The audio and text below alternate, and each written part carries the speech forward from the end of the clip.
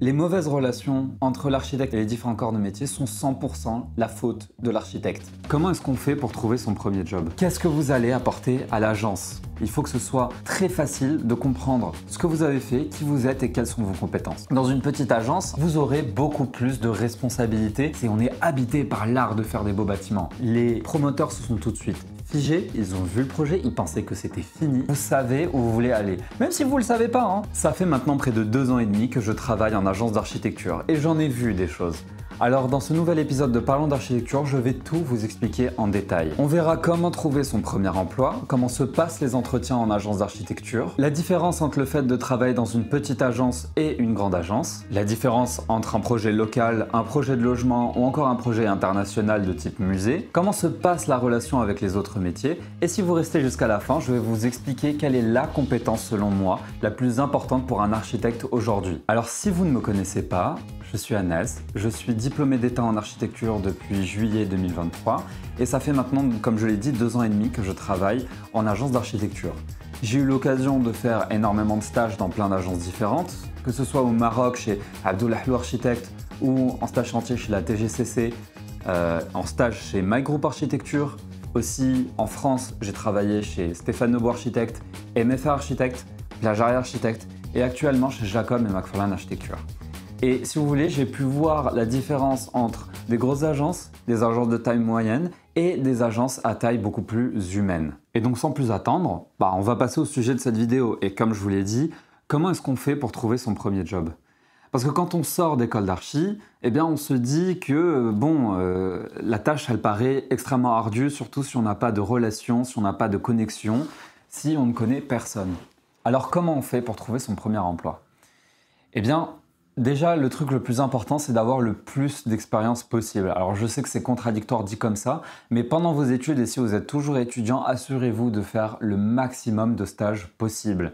Et si vous arrivez à avoir un stage dans une agence qui a un grand nom, disons par exemple, vous arrivez à aller chez Jean Nouvel, c'est génial, c'est un tremplin qui est non négligeable, mais ce n'est pas le plus important. Le plus important, c'est d'avoir une expérience professionnelle pratique. C'est-à-dire que si vos stages, ça se résume à aller chercher le café ou à dessiner des chiottes pendant 45 minutes, là, c'est pas forcément super intéressant. Il faut que dans vos stages, vous ayez vu plein de choses, que vous ayez dessiné des plans d'exécution, que vous ayez aidé à monter un permis de construire, en tout cas que vous ayez compris comment fonctionne une agence d'architecture. En tout cas, moi, ça a été le cas. Dans toutes les agences sur lesquelles j'ai travaillé, c'est des agences qui ont à cœur de faire... Enfin, vous m'excuserez, mais c'est des agences qui ont à cœur d'avoir des stagiaires. C'est-à-dire que vous n'êtes pas là juste pour décorer. Ils veulent vraiment vous apprendre des choses et vous transmettre des choses. Et si vous êtes intimidé par le fait d'aller travailler en agence pour la première fois, dites-vous que ça fait partie du métier de vouloir transmettre ce qu'on a appris. Donc allez-y avec le plus d'entrain possible et sachez que vous avez toutes les compétences requises pour pouvoir travailler en agence. Alors pour trouver son premier emploi, outre les stages, déjà il faut faire un CV et dans votre CV, le plus important c'est de mettre vos expériences professionnelles et vos expériences pratiques. Je suis désolé de vous le dire, mais on n'en a rien à faire de vos expériences personnelles. C'est-à-dire que si vous avez fait du théâtre ou que vous êtes membre d'une association ou un truc comme ça, vous pouvez le mettre, mais à la toute fin du CV. Le plus important, c'est vos études et ce que vous avez fait professionnellement parlant. Alors c'est sûr que ce premier stage peut être difficile à avoir, mais en général, si votre école a un portail électronique, il poste de temps en temps des annonces pour des agences qui cherchent des stagiaires. Donc n'hésitez pas à regarder là-dessus et aussi n'hésitez pas à parler aux années qui sont supérieures à vous, c'est-à-dire si vous êtes en L3, parlez au M1, M2 et autres, qui vont sûrement vous donner des contacts. Si vous êtes pote avec des gens qui sont dans des années supérieures à la vôtre, c'est le moment. Ils vont vous donner tous les tuyaux. Et donc, votre CV, c'est important qu'il soit bref et très clair. Il ne faut pas qu'il soit rempli. Il ne faut pas que vous racontiez votre vie dedans. Il faut que ce soit très facile de comprendre ce que vous avez fait, qui vous êtes et quelles sont vos compétences. Donc n'hésitez pas à parler des logiciels que vous connaissez, de ce que vous avez fait spécifiquement en agence et aussi des langues que vous parlez. Parce que si vous visez des agences internationales, savoir que vous parlez d'autres langues que l'anglais et le français peut être super, super important. Ouais, même l'arabe. Moi, c'est ce qui m'a permis de décrocher mon travail chez Jacob McFarlane. Et autre le CV, il y a la pièce maîtresse de tout architecte, à savoir le portfolio. Et le portfolio, eh bien, encore une fois, le conseil, c'est qu'il doit être le plus simple et le plus clair possible. Je sais que vous avez fait beaucoup de travail, je sais que vous avez beaucoup de travaux que vous aimeriez montrer, mais il faut vous dire qu'une agence d'architecture, elle reçoit entre 20 et 50 candidatures, voire plus. Donc, le plus bref et le plus simple et le plus clair sera votre portfolio, le mieux c'est. Et non, ce que vous devez mettre dans votre portfolio, eh bien, ça dépend de votre expérience. Si vous avez travaillé en agence, n'hésitez pas à mettre des photos des travaux que vous avez réalisés. Si vous avez fait des plans d'exécution en agence, mettez-les. Si vous avez fait des axonométries, si vous avez fait des 3D, ou si vous avez fait des relevés de chantier, mettez des photos de vous en train de travailler en chantier. Ou peut-être des photos que vous avez prises en chantier. En tout cas, une page pour dire voilà ce que j'ai fait, voilà quel était mon travail. Dites exactement ce que vous avez fait et n'enjolivez pas les choses parce que ça, on le verra tout de suite. Et concernant vos projets d'étudiants, moi je vous conseille en fait de garder maximum 3 projets, voire 2 projets, c'est l'idéal. Et dans ces projets-là, c'est là que vous allez montrer vos talents graphiques. Alors, talent de conception aussi, mais ce n'est pas vraiment le sujet dans un portfolio. Vos talents graphiques, c'est ce qui prime. Et quand je dis talent graphique, il faut que vous montrez, en fait, vos super belles coupes perspectives que vous avez faites en projet, montrez-les. Vos axonométries, montrez-les. Si vous êtes très fort en perspective, montrez-les. Si vous avez une patte graphique, si vous savez dessiner, montrez vos dessins. Et surtout, en particulier vos carnets d'architecture, si vous avez des dessins de réflexion qui sont intéressants, qui sont beaux, qui montrent que vous savez réfléchir à la main, ça c'est super important. En gros, le portfolio, il est là pour montrer vos compétences, pour montrer qu'est-ce que donnent vos compétences. Et c'est ça qu'il faut garder en tête lorsque vous postulez pour votre premier job d'architecture. Qu'est-ce que vous allez apporter à l'agence? Parce que souvent, on se dit, ouais, j'aimerais trop aller dans cette agence. Si je vais dans cette agence, ma carrière est assurée, je vais apprendre tellement de choses, je vais apprendre... Ok, c'est très bien. Mais toi, qu'est-ce que tu vas apporter à l'agence chez qui tu postules? Et ouais, c'est pas une question facile à se poser, mais c'est une question qui est fondamentale de se poser. Parce que, avant tout et pour tout, une agence d'architecture, on ne la fait pas parce que c'est l'art on est habité par l'art de faire des beaux bâtiments. Enfin, c'est un peu ce qu'on fait derrière, mais c'est avant tout une entreprise. Et une entreprise, elle doit être rentable. Elle doit être rentable pas pour faire des sous-sous, mais elle doit être rentable pour pouvoir assurer une certaine longévité et pouvoir vous payer, vous. Parce que le contrat entre un employé et une entreprise, eh ben, c'est que vous donnez votre temps. Vous donnez votre temps en échange d'une certaine somme qui vous est payée chaque mois et qui reflète votre compétence. Et donc, dans votre portfolio et dans votre lettre de motivation, c'est là où c'est vraiment important, il faut que vous disiez exactement quelle valeur ajoutée vous allez apporter à l'agence. Ça peut être votre entrain, votre curiosité, votre culture architecturale, votre capacité graphique, votre affinité avec les logiciels d'architecture, le fait que vous êtes super efficace, hyper organisé. Et surtout, soyez bref. La lettre de motivation, il n'y a pas besoin qu'elle fasse plus de un paragraphe, une page maximum. Mais bon, quand vous trouvez votre job, gardez la simplicité, clarté et qu'est-ce que je vais apporter à l'agence. Gardez ça en tête. Et pour trouver un job, aussi, il faut voir des annonces. Il ne faut pas vous dire que vous allez postuler, faire des candidatures spontanées chez toutes les agences d'architecture. Donnez la priorité d'abord aux agences qui cherchent activement des employés. Vous pouvez voir ça en les suivant sur Instagram. Vous pouvez le voir aussi sur le site de l'Ordre des architectes si vous êtes en France. Au Maroc, j'imagine que ça doit être la même chose. Je n'ai pas encore postulé là-dedans. Et surtout, le bouche à oreille est la clé. Si vous avez des amis qui travaillent déjà, posez-leur des questions. Si vous connaissez des architectes, n'hésitez pas en fait à envoyer aussi des candidatures spontanées. Une fois que vous avez trouvé les agences qui cherchent, c'est le moment de bourriner des agences les candidatures spontanées. Et c'est là que le choix de l'agence dans laquelle vous travaillez est super important. Si vous arrivez à avoir des échos là, de vos agences, c'est hyper important parce que vous ne savez pas dans quel bourbier vous allez vous retrouver. Quelle est la culture de la charrette dans cette agence? Quelle est la culture d'entreprise? Est-ce que les horaires sont fixes ou est-ce que c'est plutôt on arrive et on travaille jusqu'à pas d'heure? C'est important d'essayer de contacter les employés déjà là. Et pour les contacter, normalement sur tous les sites internet d'agence, vous avez le nom et le prénom de leurs employés. Et d'ici là, vous pouvez essayer de les retrouver sur LinkedIn, sur Instagram, Facebook, ou j'en passe. En général, ils seront super heureux de vous...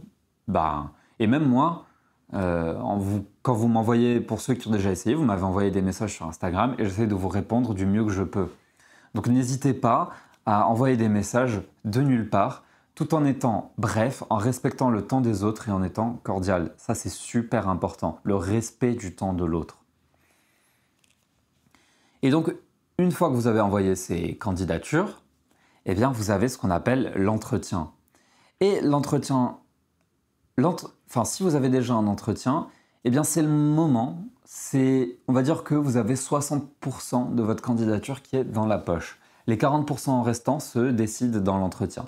C'est le moment où les agences vont évaluer votre caractère, vont évaluer votre présence d'esprit, vont voir si vous allez vous accorder avec l'agence ou pas. Et pour moi j'ai une philosophie assez particulière qui m'a vraiment réussi jusque-là. C'est que je vais préparer les entretiens, mais pas à l'excès. C'est-à-dire que je vais prendre 30 minutes pour préparer mon entretien. Et quand je dis préparer mon entretien, ça va être aller sur le site internet, regarder les actualités de l'agence. Est-ce qu'ils ont gagné un concours récemment? Est-ce qu'ils sont en train de construire un grand projet? Regardez l'histoire de l'agence, leur philosophie. Généralement, ils ont toujours une page sur internet du à propos.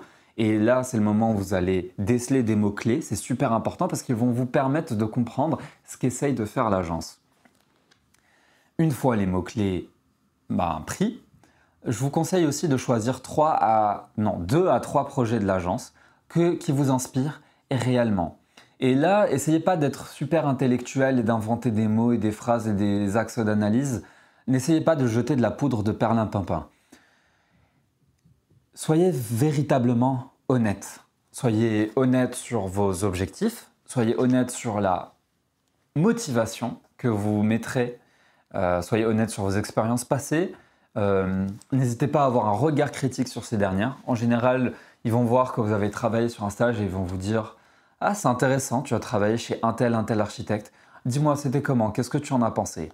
Et c'est important de montrer que vous avez un regard critique sur votre parcours et sur votre carrière, que vous savez où vous voulez aller. Même si vous ne le savez pas, hein, il faut juste que vous montrez que vous avez une direction générale que vous essayez de suivre. Est-ce que votre but, c'est de lancer votre agence plus tard? Ou est-ce que vous voulez faire carrière dans une certaine agence? En fait, la nature de votre but en lui-même, c'est pas le plus important. On veut juste savoir que vous n'êtes pas là juste pour être un figurant, que vous êtes là pour faire les choses. Et soyez vous-même, n'hésitez pas à rigoler, n'hésitez pas à sourire, il faut rester professionnel bien sûr, mais essayez d'avoir une discussion. Regardez l'entretien comme une discussion entre vous et votre futur patron. Je pense que c'est la meilleure des choses à faire. Moi, mes meilleurs entretiens, c'était des entretiens où j'arrivais à avoir une discussion avec mon patron. Et n'hésitez pas à poser des questions parce qu'à la fin d'un entretien, on va dire « Est-ce que vous avez des questions pour moi ?» Eh bien là, c'est le moment de poser des questions sur « Alors, comment est votre culture d'entreprise? Qu'est-ce que vous valorisez chez un employé ?» Ça peut être, je ne sais pas, au niveau de la charrette, je sais que en fonction des concours et en fonction des deadlines qui parfois peuvent être difficiles, je sais qu'il y a des charrettes, mais quelle est votre philosophie vis-à-vis de ça? N'hésitez pas à poser ce genre de questions. Montrez que vous êtes intéressé, montrez que vous considérez véritablement le fait de travailler. Vous n'êtes pas un légume, hein. Vous êtes un futur architecte et vous voulez apprendre, vous voulez aller quelque part. Et ça, il faut que vous le montriez. C'est comme ça que vous allez réussir à vous détacher de la masse. Ouais, j'aime bien ce genre de truc.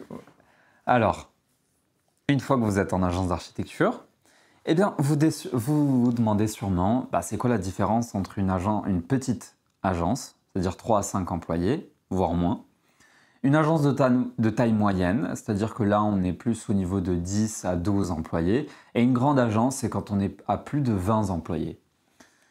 Eh bien, j'ai pu expérimenter la plupart des tailles d'agence. Chez Jacob et McFarlane, on est plutôt dans une agence de taille moyenne. On est entre 10 et 15 employés en fonction des stagiaires qu'on a, des arrivants et de ceux qui partent. J'ai été dans une petite agence aussi, notamment chez Plagiaria Architecte dans l'antenne parisienne où on était 3, c'est-à-dire moi, ma collègue et un patron. Et chez My Group Architecte, eh bien là on était plutôt sur une grosse agence où on avait une vingtaine d'employés, plusieurs associés et une structure beaucoup plus définie. Et c'est ça la différence entre les agences de petite taille et de grande taille en fait. C'est la structure, c'est la culture de l'entreprise. C'est le fait que vous allez intégrer une équipe ou travailler directement avec votre patron. Dans une petite agence, en général, vous aurez beaucoup plus de responsabilités et beaucoup plus de choses à faire. Votre rôle ne pourra pas être défini véritablement dans un contrat parce que vous allez devoir jongler. Une petite agence, c'est l'opportunité d'apprendre, c'est l'opportunité de se faire les crocs, c'est l'opportunité de tout voir de A à Z. Mais c'est aussi beaucoup plus compliqué. Excusez-moi. Beaucoup plus compliqué. Dans quel sens? Eh bien, dans le sens de la responsabilité. Très vite, vous devriez gérer des tâches que vous n'aurez jamais fait avant. C'est-à-dire que vous allez devoir monter un permis de construire, vous allez devoir dessiner des plans, vous allez devoir proposer des agencements, vous allez devoir dessiner des détails, vous allez devoir tout faire. Tout faire sous la supervision de votre patron, mais c'est quand même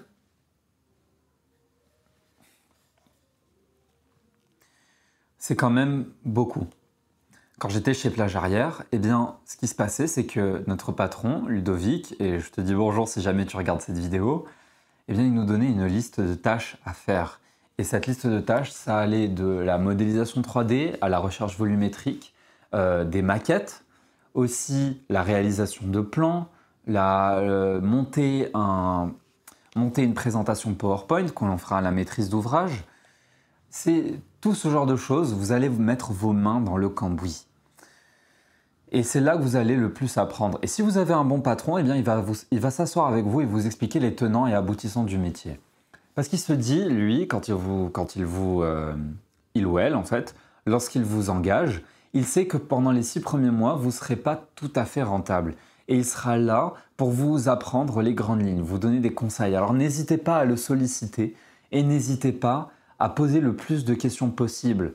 Ça, c'est très important en entreprise, poser des questions. Vous n'en avez rien à faire si vous avez l'air idiot ou pas, personne ne pense ça. Un patron préfère 10 fois mieux un employé qui est actif et qui pose des questions que quelqu'un qui est juste là, stoïque et qui dit rien. Et dans les agences de taille moyenne, eh bien là, vous avez de moins en moins de responsabilités en fonction de la taille de l'agence et en fonction de votre expérience. Et là, je m'adresse surtout à ceux qui n'ont pas beaucoup d'expérience. C'est-à-dire que lorsque vous entrez dans une agence de taille moyenne, eh bien vous allez faire partie d'une équipe. Une équipe avec un chef de projet. Vous n'allez pas travailler directement avec l'associé.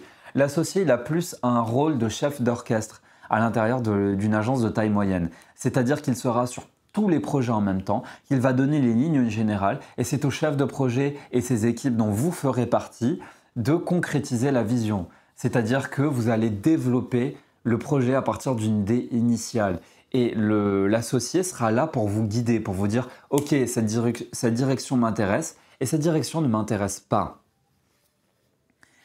Et en fait, je trouve que ça, c'est une position intéressante lorsqu'on commence à avoir peut-être 1 ou 2 ans d'expérience, et c'est mon cas actuellement, parce que en fait, vous avez le temps de vraiment vous concentrer et développer une expertise sur une tâche en particulier, que ce soit dans la modélisation 3D, dans la conception. En fait, vous avez le temps et vous pouvez observer ce qui fait qu'une personne est chef de projet ou pas.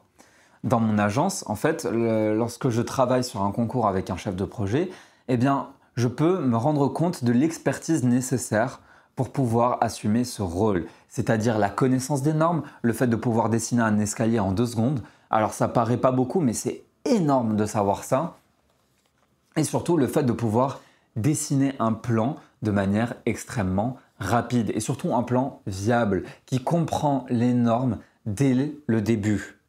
Et en parlant de normes, c'est là qu'on va trouver la différence entre des projets plutôt à petite échelle et des projets à grande échelle, et notamment avec le logement. Parce que pour moi, la chose la plus difficile à faire en tant qu'architecte, c'est du logement. Parce qu'il y a tellement de normes là-dedans, franchement, c'est incroyable à quel point c'est compliqué. Le logement aujourd'hui en France, il doit être optimisé comme pas possible.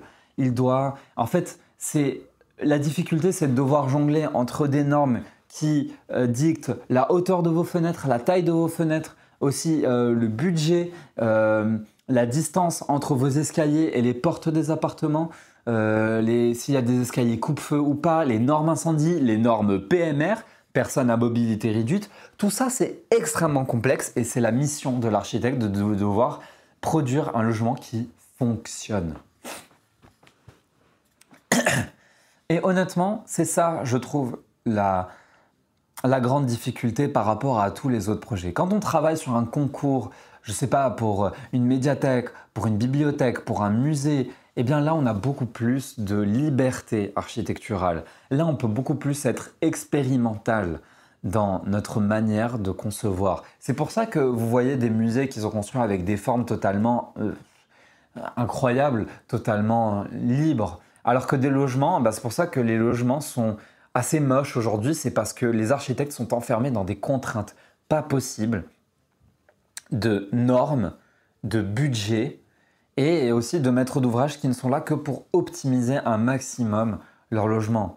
Ça me rappelle que quand je travaillais chez Plagiaire Architecte, je travaillais sur un projet de logements sociaux et je peux vous dire que à chaque réunion avec la maîtrise d'ouvrage, le projet changeait parce qu'ils avaient une équipe d'architectes chez la maîtrise d'ouvrage qui vérifiait l'intégrité de notre plan, si notre plan était rentable, était viable et respectait les normes.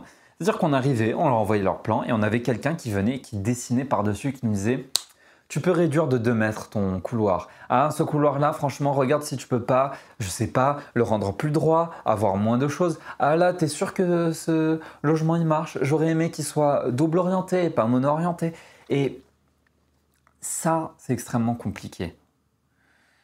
C'est extrêmement compliqué parce que ça illustre en fait la relation entre les différents corps de métier. Vous savez, si vous avez vu passer des mèmes sur l'architecture, souvent vous voyez que architectes et ingénieurs se détestent ou architectes et maîtrise d'ouvrage se détestent. Et j'ai envie de dire que c'est totalement faux.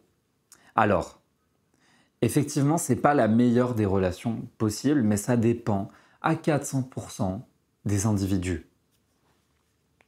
En fait, vous pouvez tomber sur une maîtrise d'ouvrage qui a de l'expérience, qui a déjà travaillé avec des architectes, qui valorise le métier de l'architecte et la valeur ajoutée que ce dernier pourra apporter. Et vous en avez d'autres qui n'y connaissent rien, qui ne savent pas qu'est-ce qu'on fait en tant qu'architecte. Et ça, c'est une bonne question, ça, qu'est-ce qu'on fait en tant qu'architecte?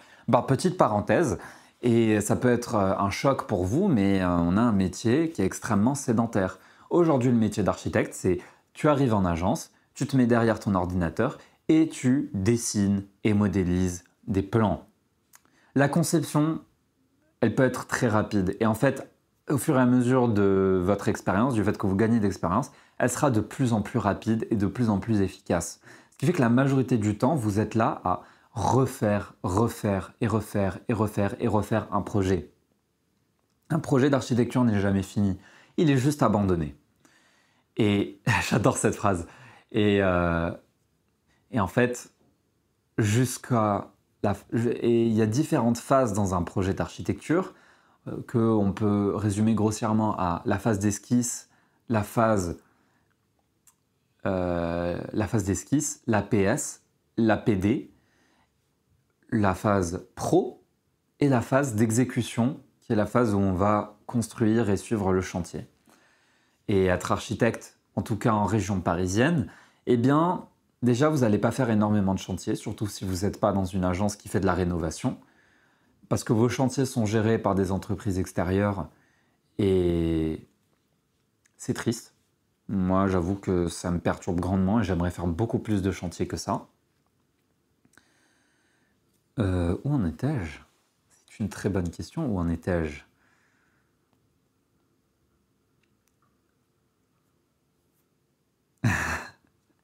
Oui, donc, vous allez travailler toute la journée derrière un ordinateur et être extrêmement statique. Enfin, ouais, c'est peut-être un choc pour vous, mais c'est pour ça que c'est super important de vous renseigner sur la culture de l'agence. Et c'est pour ça que c'est potentiellement meilleur de travailler dans des agences à petites échelles. Parce que si vous êtes à petite échelle, eh bien vous faites tout de A à Z. Et donc vous ferez du chantier, vous vous déplacez pour voir la maîtrise d'ouvrage, vous bougez, vous ne restez pas simplement derrière un ordinateur. Et l'une des choses les plus importantes en tant qu'architecte, c'est la communication avec les différents corps de métier. Et quand je dis communication avec les différents corps de métier, c'est comment vous communiquez avec un ingénieur, comment communiquer avec la maîtrise d'ouvrage, comment communiquer avec un promoteur, comment communiquer avec un artisan, tout ça. Eh bien, vous savez quoi? Je vais recommander le livre d'un ami. Et Harrison, si tu regardes ce podcast, eh bien, je te salue. Mais vous connaissez peut-être Harrison Delcroix de Quotidien d'architecture. Et je trouve que je ne saurais vous conseiller plus son bouquin. Vous prendrez bien un peu d'architecture parce que là-dedans, il vous explique en fait son expérience avec les différents corps de métier en lançant son agence. Et franchement, je vais vous dire un truc. Les mauvaises relations entre l'architecte et les différents corps de métier sont 100% la faute de l'architecte. Ouais.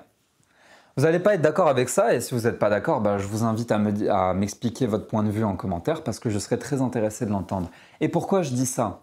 Je dis ça parce que dans un projet d'architecture, l'architecte est le chef d'orchestre. Il coordonne. C'est lui qui donne la vision, c'est lui qui donne le là.